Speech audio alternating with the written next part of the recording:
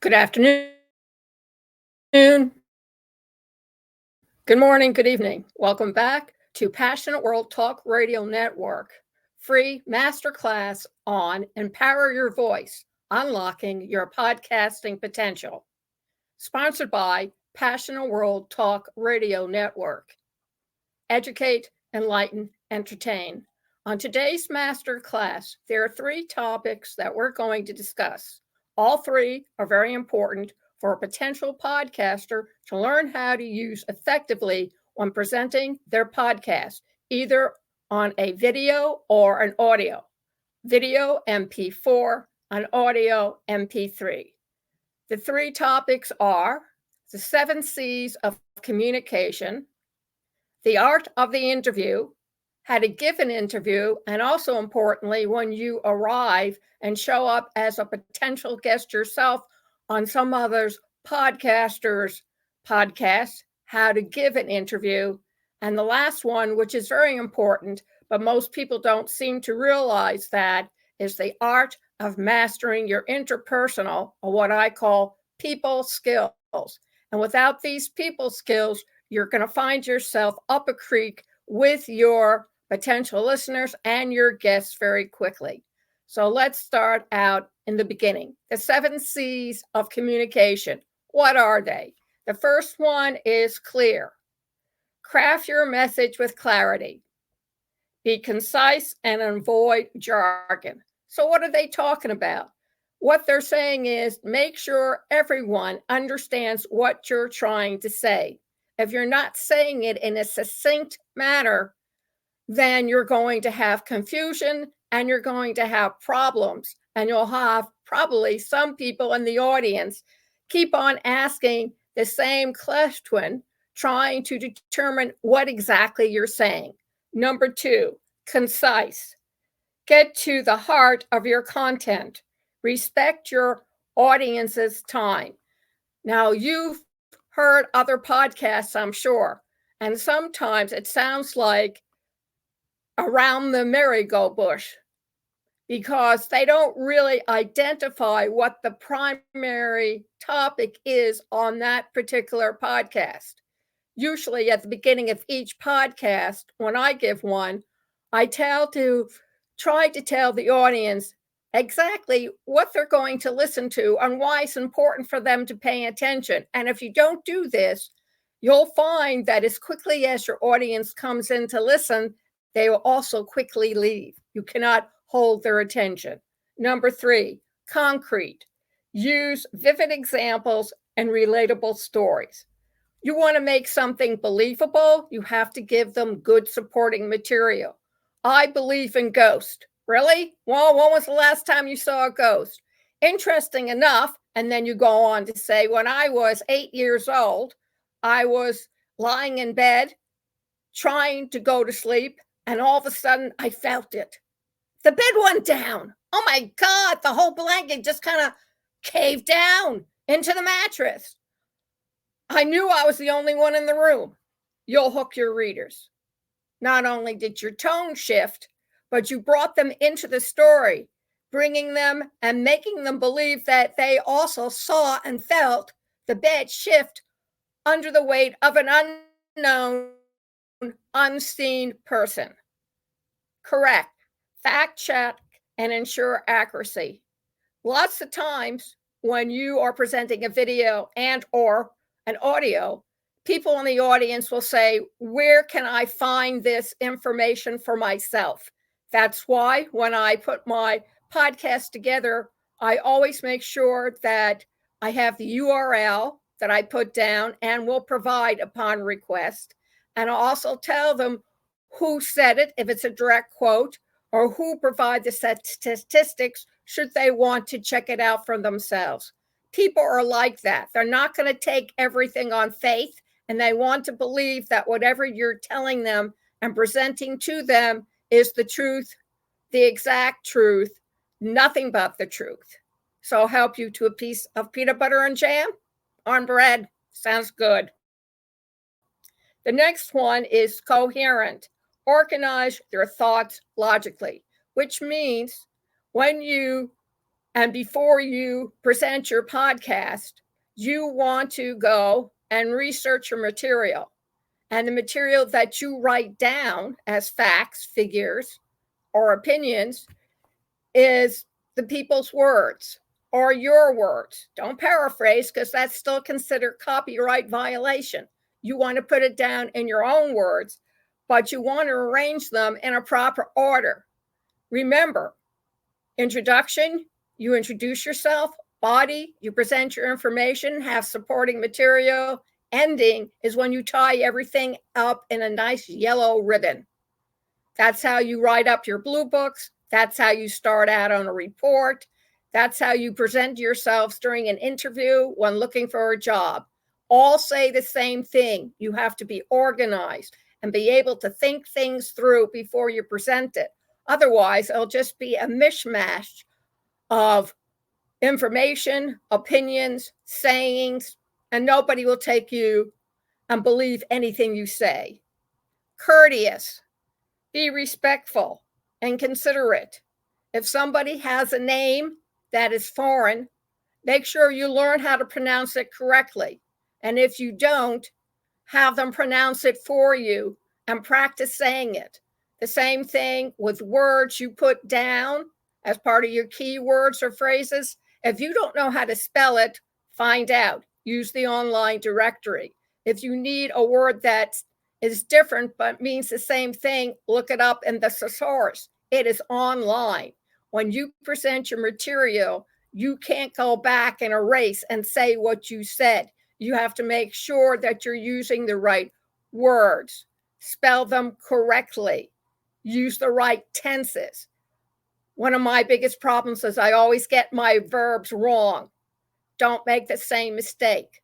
And you're going to ask me, does it make a difference? And I'm going to tell you, yes, it does. In any language besides English, you still have to speak it correctly. And the last one, completeness. Cover all relevant aspects. So if you're presenting something to your audience, you want to make sure that each thought follows the other.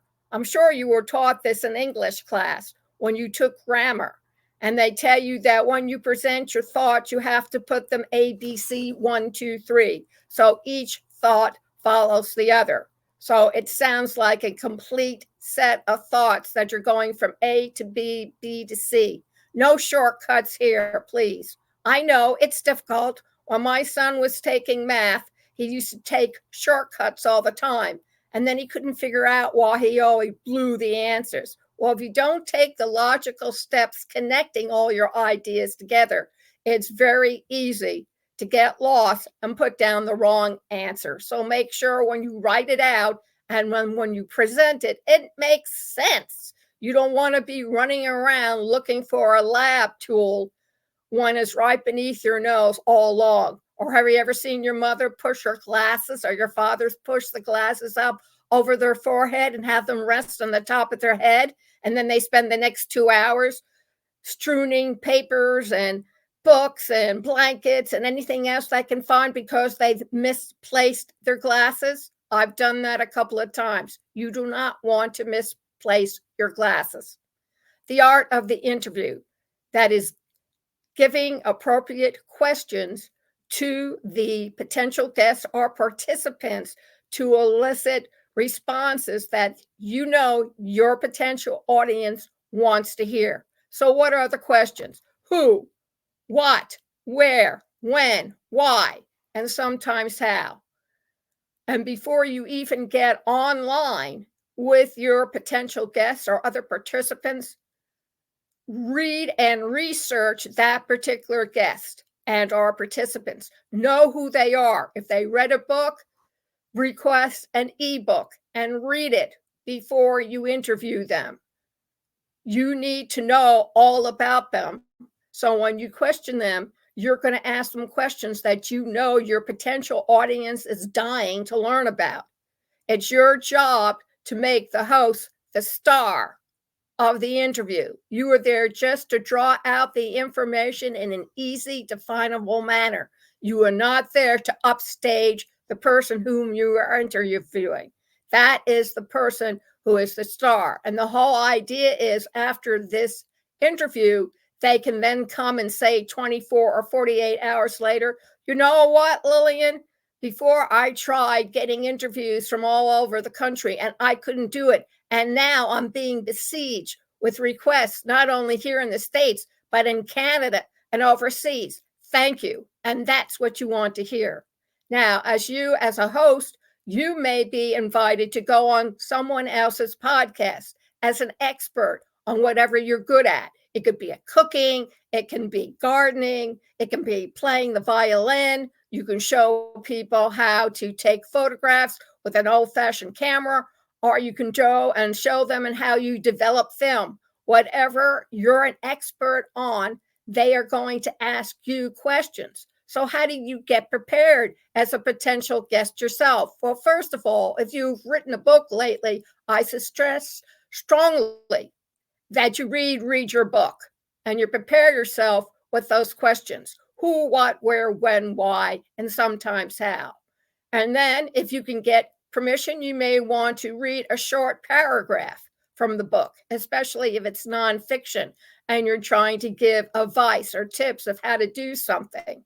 The other thing you may do is tell people that just because you were successful with it and this is how you did it may not always be successful for other people. People act differently, behave differently, and learn differently. Sometimes you need to read, sometimes you need to view it, and sometimes you need to read and view it and listen to make sure you really understand what's being presented to you. The other thing is, as a potential guest, don't wander away from the original question. Don't go along until you have nothing else to say. And one other tip, keep your eye on your watch. You are only given so many minutes within a given time. A lot of hosts have sponsors and are running commercials, and they fit it to a format. It's usually a minute between intro and the body, 12 minutes on the body, 2-3 minutes for identification and a commercial, the rest of the 12 minutes, and then the ending commercial.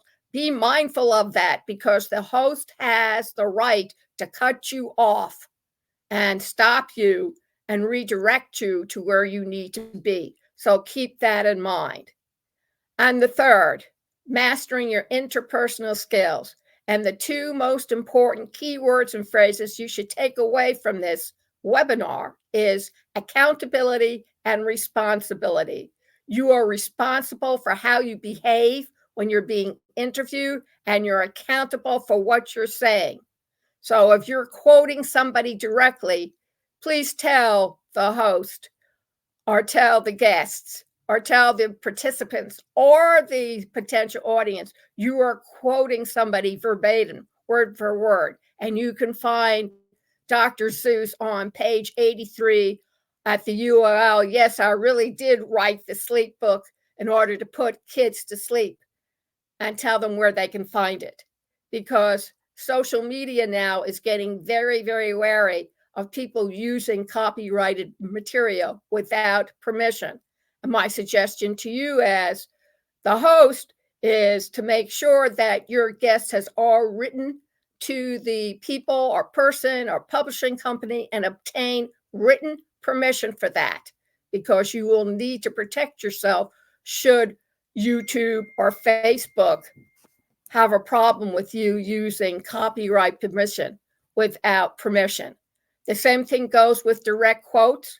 Make sure you put in where you got the information from and where you got the quotes from, who wrote the article, the name of the newspaper, of the magazine, who gave the presentation. You are required by law to provide that type of information. So you need to do that.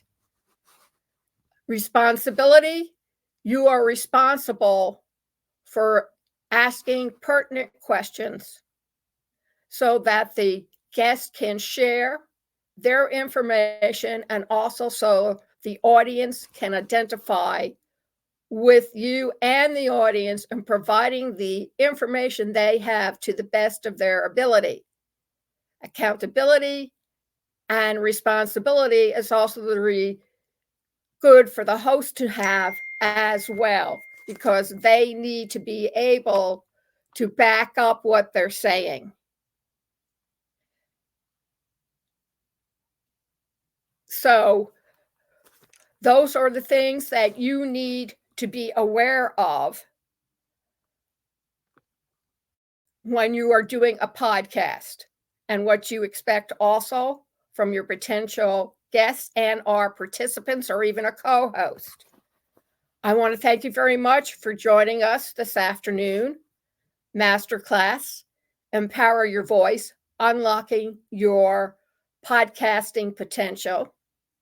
You can see this all over again at youtube.com/Passionate World Radio, Passionate World Talk Radio, facebook.com/Passionate World Radio. You can also go over to education.passionateworldtalkradio.com/masterclass. It will be posted there. Also on passionateworldtalkradio.com, and it will be /blog, and will be posted on that website. Transcripts are available upon request. Either text 484-364-1032, email pwrnetworkllc@gmail.com. And if you have any questions about additional training, I run classes on Empower Your Voice, Unlocking Your Podcast Potential. We can either do it in a group, or we can do it one-on-one. Schools and businesses, organization, Boys and Girls Club, Girl Scouts, Boy Scouts, listen up. I also have arranged it to train according to K through high school for podcasts used in education and the subjects that are taught in today's private schools, charter schools, public schools, stay at home, homeschooling, universities. Please contact me at 484-364-1032. Put down what you're interested in, how you want it presented, and we will then arrange a meeting for us to discuss it. Or you can email us at pwrnetworkllc@gmail.com. Thank you once again for joining me this afternoon. And remember, contact me, Lillian S. Cauldwell, at Passionate World Talk Radio Network. Educate, enlighten, and entertain.